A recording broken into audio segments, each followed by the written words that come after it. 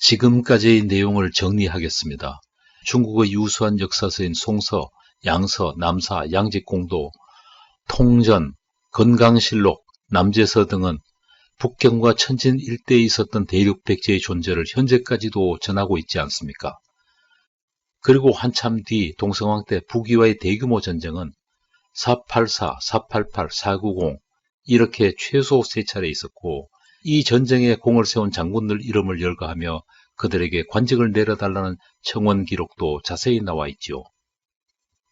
그러나 이보다 500년 뒤에 쓴 삼국사기는 대륙백제에 대해서만은 이상하게도 메인 본기에 딱 한 줄, 일럭자 기록만을 남겨놓았고, 최치원이라는 인물의 전기에 지나가는 말처럼 두 줄, 27자를 남겨놓았는데, 이 두 번의 기록만으로는 김부식이 사실을 쓴 것인지 아닌지 도대체 감을 잡을 수가 없게 되어 있습니다. 대륙백제의 진출에 대해 삼국사기는 전반적으로 부실하게, 그것도 아주 부실하게 기록하고 있습니다. 기가 막힌 이야기죠. 김부식이 삼국 역사의 중심되는 삼국사기를 쓰겠다 해놓고는 방대한 삼국사기 중에서 이 두 번 외에는 대륙백제가 없습니다. 삼국사기에 대륙백제 기록이 없다면 이유가 뭐겠습니까? 김부식이 고의로 은폐 또는 삭제한 것으로 보입니다.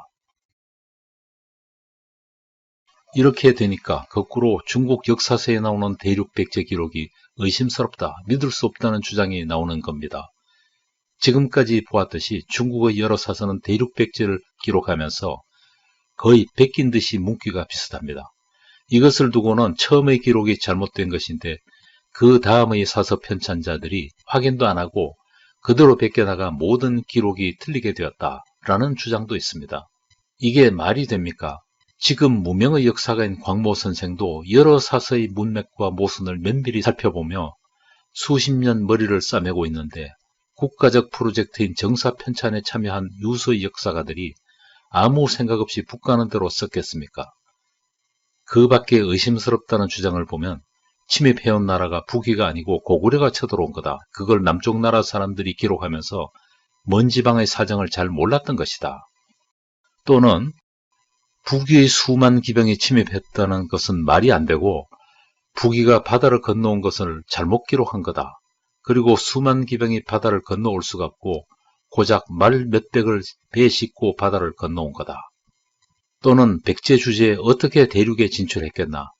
중국 대륙에 백제군이 온 것이 아니고 장사꾼 집단의 난동을 그렇게 기록한 거다.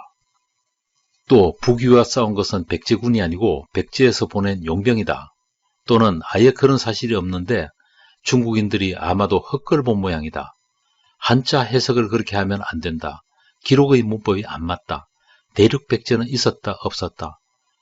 콩이다 팥이다. 이런 식의 황당한 주장과 논쟁이 지금까지 난무해온 것입니다.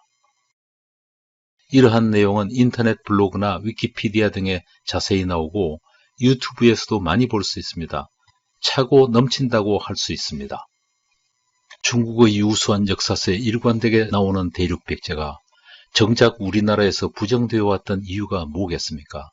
우리에게는 삼국의 중심되는 역사서인 삼국사기, 거기에 쓰여진 모호한 기록은 대륙백제가 존재한 적이 없었던 것으로 보이게 만들죠. 삼국사기가 그렇게 쓰인 이유가 뭐겠습니까? 김부식이 대륙백제를 고의로 삭제 또는 은폐했다고 볼 수밖에 없습니다. 그러한 삭제나 은폐가 김부식이 사대주의자라서 그랬을까요? 아니면 김부식이 유학적 이상주의 때문으로 그랬을까요? 원문의 한문만 단순 번역하면 그러한 1차적 결론만이 나올 수밖에 없지요. 김부식이 삼국사기를 쓰면서 뭐라고 했습니까?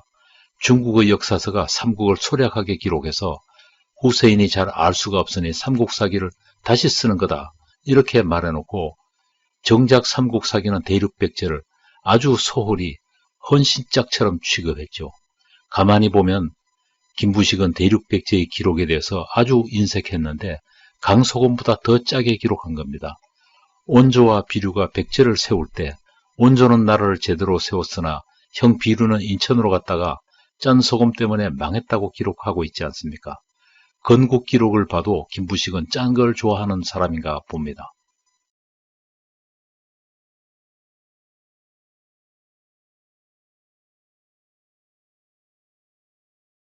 최치원의 편지에서 지나가는 말처럼 흘린 대륙백제. 중국 사료는 단조롭고 몸이 건조하며 마지못해 기록을 남긴다는 느낌이 듭니다.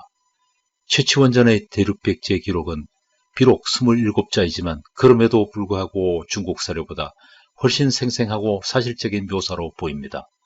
저는 여기에 자꾸 눈이 가게 됩니다.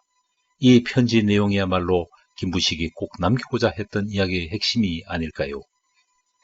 고려 백제 전성지시 강병백만 남침 5월 부교 유연 제노 위 중국 거두.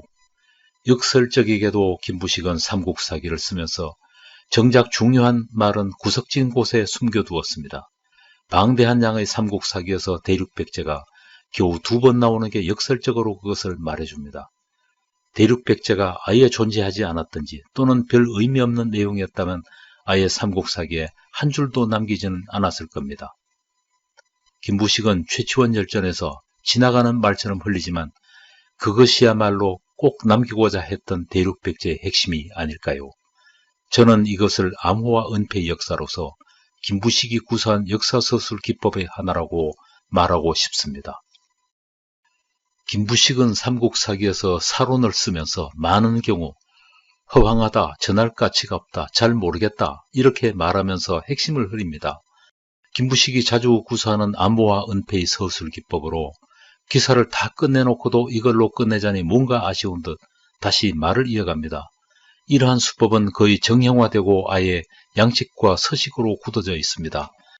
김부식이 잘 모르겠다라고 말하면 이것은 자기가 잘 안다는 의미고 특히 모른다는 말이 강할수록 여기에 핵심이 있다. 이게 전하려는 말이다. 이렇게 보입니다. 백제 근초고왕의 기록을 한번 보지요. 김부식은 근초고왕의 제위 몇 년에 운명했다라고 기록을 끝맺습니다. 그래 놓고는 고기운 하고 다시 근초고왕의 기록을 이어나갑니다. 잠깐 하고 아직 못한 말이 있다고 불러세워 근초고왕 생전에 중요한 업적이 빠졌으니 다시 보충하겠다는 것입니다. 그것을 보겠습니다. 근초고왕이 운명했다. 고기에 말하기를 백제는 개국 이래 문자로 사적을 기록한 적이 없다가 이때에 이르러 박사고흥을 얻어 비로소 서기를 갖게 되었다라고 기록되어 있으나 고흥이라는 사람의 이름이 다른 서적에 나타난 적이 없기 때문에 그가 어떤 사람인지는 알 수 없다. 이렇게 김부식은 쓰고 있어요. 근초고왕에 대해서 남길 이야기가 있으면 인쇄에 넘기기 전에 메인 기록을 잠시 고쳤으면 될 텐데 굳이 글을 다 끝내놓고 고기운하고 부릅니다. 뒤돌아보니 정작 중요한 말은 없고 고흥이라는 사람의 프로필 타령만 잔뜩 넣어놓고 그러고는 또 모른다는 말로 마무리하네요. 이게 무슨 매너인가요? 가만 보면 이런 것이 매너 문제이기보다는 바로 김부식의 암호로 보입니다. 그가 어떤 사람인지 알 수 없다라고 말하는 것은 바로 여기가 중요한 대목이다. 그가 어떤 사람인지 내가 잘 안다. 박사고흥은 내가 둘러대어 지어낸 사람이다. 이런 의미로 쓴 암호입니다. 삼국사기 여러 곳에 나오는 모른다 또는 알 수 없다라는 말은 정작 최고 중요한 이야기를 감추는 신호와 암호입니다. 이것은 제가 발견한 핵심의 하나로 나아가 대륙백제라는 거대한 역사를 감추는 데 이와 동일한 암호가 쓰이는 것을 보게 됩니다. 특히 박사고흥과 그가 지었다는 서기처럼 기사의 앞뒤 문맥이 안 맞고 문장의 육하 원칙이라는 논리 전개에서 많이 벗어날수록 더 중요한 내용을 깔고 있습니다. 그러면 박사고흥과 서기 이야기가 정말 중요한 비밀인지 찬찬히 살펴보겠습니다. 1987년 윤영식 선생이 쓴 책에 따르면 근초고왕이 바다를 건너가 일본 열도를 백제 영토로 만들었으니 일본의 역사는 근초고왕으로부터 시작되었다라고 말하며 삼국사기는 이러한 사실을 감추고 그 대신 근초고왕이 박사고흥을 시켜 서기를 만들었다고 표현한 것으로 해석했습니다. 이것은 근초고왕이 바로 일본의 건국신으로 천조대신과 아마테라스다라는 실로 어마무시한 이야기 아닙니까? 우리가 그토록 싫어하는 일본 서기가 김부식의 삼국사기에 등장합니다. 그것도 은밀한 암호의 형태로 등장합니다. 김부식도 일본을 싫어해서 일본 서기라는 책 이름을 밝히지 않았을까요? 이처럼 김부식이 모른다 또는 알 수 없다라고 말할 때면 여기에 핵심을 숨긴다라는 암호로 거의 정형화되어 있는 것을 계속 보게 됩니다. 자, 그러면 다시 돌아가서 삼국사기 최치원전이 이와 똑같은 맥락으로 쓰여있다는 것을 살펴보겠습니다. 바로 상태사 시중장으로 최치원이 태사시중에게 올렸다는 편지 내용입니다. 첫머리는 이렇게 시작합니다. 최치원은 일찍이 사신으로 당나라에 간 적이 있었는데 단 그때를 알 수 없다. 그의 문집에 태사시중에게 올린 편지가 있는데 다음과 같은 내용이다. 이어지는 본문에는 고구려와 백제, 신라의 건국 과정과 역사가 길게 서술되어 있습니다. 이어 대륙 백제 이야기 딱 두 줄 27자의 기록이 여기에 나옵니다. 고려 백제 전성지시 강병 백만, 남침 5월, 부교 유연, 제노 위 중국 거두. 고구려와 백제는 전성지시의 강병 백만으로 5월 유연 제노의 지역을 어지럽혀 중국의 커다란 해충이 되었습니다. 정관 연간에 우리 당나라 태종 황제가 몸소 6개 부대를 거느리고 바다를 건너 삼가 천벌을 집행하였습니다. 후에 고구려와 백제가 이전처럼 악행을 하자 신라 무열왕은 입조하여 향도가 되기를 청하였습니다. 엎드려 바라옵건대 태사시중께서는 굽어 큰 은혜를 내리셔 특별히 수륙의 통행증을 내려주십시오. 지방관청으로 하여금 선박과 식사, 원거리 여행에 필요한 나귀와 말과 사료를 공급하도록 하시고 아울러 장수를 파견하여 호송을 감독하여 황제의 수레 앞에 이르도록 하여 주십시오. 그리고 제일 마지막은 이렇게 끝맺습니다. 여기에서 말한 바 태사시중의 성명은 또한 알 수 없다. 자, 최치원전 태사시중장의 문장 구조를 보면 시작에서도 그때를 알 수 없다 해놓고 끝에서도 태사시중의 성명은 알 수 없다 라는 말이 반복됩니다. 알 수 없다는 말이 두 번이나 쓰이면서 문법적으로는 이중부정문이 되는 것을 보게 됩니다. 영어나 중국어, 한국어를 막론하고 이중부정문은 모두 강한 긍정문으로 이해되지요. 예외 없는 규칙은 없다. No rule without exception. 불가능이란 없다. Nothing impossible. 무소부지, 모르는 게 없다. 무소불통, 통하지 않는 바가 없다. 무소불용, 그리고 불가불, 부득불. 이것 외에도 이중부정문은 엄청 많지요. 앞서 본 근초고왕 기사에서 석이라는 역사서를 쓴 박사고흥을 두고 누구인지 알 수 없다는 말을 강조법으로 사용한 김부식의 암호기법이 최치원의 편지에 그대로 반복되고 있지 않습니까? 게다가 상태사 시중장에서는 한 번의 부정문으로 모자라 이중부정문까지 구사하여 강조에 강조를 더하고 있습니다. 도대체 무엇을 강조하려는 것일까요? 삼국사기의 전무후무한 이중부정문, 이것은 은폐와 암호의 극치로 저는 여기에서 김부식의 고뇌와 천재성을 읽을 수 있습니다. 그리고 본문의 내용을 아무리 뜯어봐도 제 눈에는 대륙 백제에 대한 27자 기사 외에는 별 내용이 없어 보입니다. 고려 백제 전성지시 강병 백만, 남침 5월, 부교 유연, 제노 위 중국 거두. 여기서 고구려 백제가 강병 백만으로 중국의 해충이 되고 악행을 일삼아 당나라에 사대하지 않은 무례한 나라라고 말한 것을 두고 김부식은 사대주의자로 낙인 찍히고 반민족주의자로 매도되기도 합니다. 이런 식의 해석은 문장을 단순 번역한 1차원적인 해석일 뿐 저는 여기에서 아무런 역사적 의미를 찾을 수가 없다고 봅니다. 이것은 김부식이 마음에도 없는 말을 쓴 것으로 본문의 긴 내용은 오직 대륙 백제의 기사 27자를 남기기 위해서이고 나머지는 기레빠시로 집어넣은 것이라는 생각이 듭니다.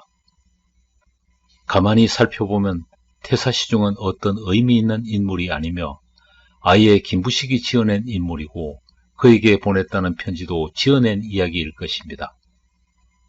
김부식이 정작 남기려는 이야기는 대륙 백제라고 보면 이해가 될 것입니다. 김부식은 삼국사기를 쓰면서 겉으로는 대륙 백제를 지어내고 모든 사건이 한반도에서 일어난 것처럼 보이도록 만들었지요. 중국 기록이 워낙 소략하고 삼국사기만 놓고 보면 백제는 분명 한반도 안에만 있었고 수십만 기병을 동원한 부귀와의 전쟁도 아예 없었던 일로 보입니다. 따라서 대륙백제의 존재에 대해서 의구심이 들 수밖에 없습니다. 결론적으로 말해서 삼국사기는 100번을 읽어도 그 내용을 알 수 없습니다. 사건 기록을 절대로 중심에 두지 않고 구석 후미진 곳에 두어 곁가지로 기록하는 등 김부식이 심어놓은 암호와 은폐의 기법으로 그 실체가 전혀 보이지 않는 것이지요. 삼국사기에 드리워진 김부식의 암호를 걷어낼 때 비로소 대륙백제의 존재가 드러납니다. 김부식은 중국 사료에 일관되게 기록된 대륙백제를 한편으로 은폐하면서 다른 한편으로 은밀히 전하고자 했습니다. 왜 이렇게까지 은폐와 암호로 삼국사기를 썼을까요? 이것이야말로 천년 동안의 미스테리라고 말할 수 있습니다. 자, 이것으로 삼국사기의 암호 대륙백제 편을 마치겠습니다. 다음 강의에는 김부식의 두 번째 암호 코드북을 올리겠습니다.